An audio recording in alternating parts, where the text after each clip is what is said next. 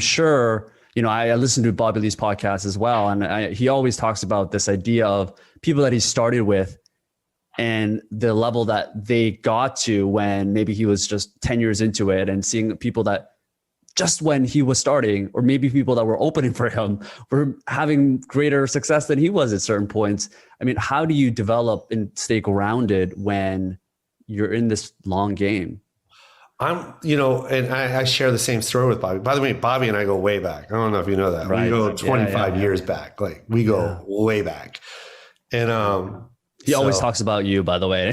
I know, I'm pretty, sometimes sometimes it'll be a shitty thing he'll say about me, and then sometimes it'll be a beautiful thing he says about me. But no matter what, when him and I are together, we're always gonna be brothers. You know what I mean? And I love that about him, because he's phenomenal. I've always said it about him. Like, he said some things to me in a parking lot one time that really struck a chord, and it made me stick my gear into sixth, because I was sitting in like third gear and neutral a lot. I was enjoying just coasting, and there was a situation. I've said it on his podcast to his face, where he yelled at me in a parking garage.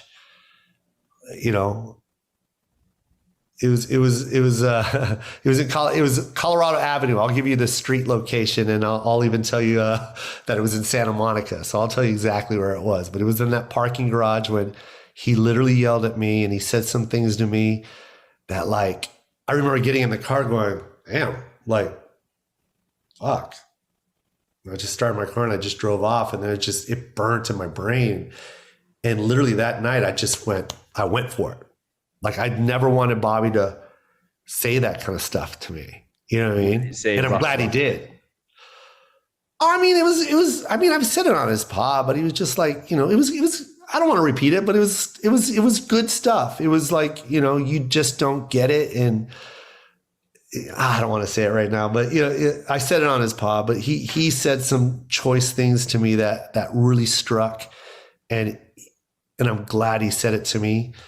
And was it just about that you can do better, and he was pushing you in like an but there was way? Also another thing that he said to me that was like, it was like a personal thing.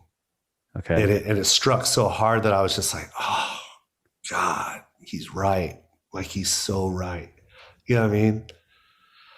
And it made me work really, really hard. It made me really, really work hard.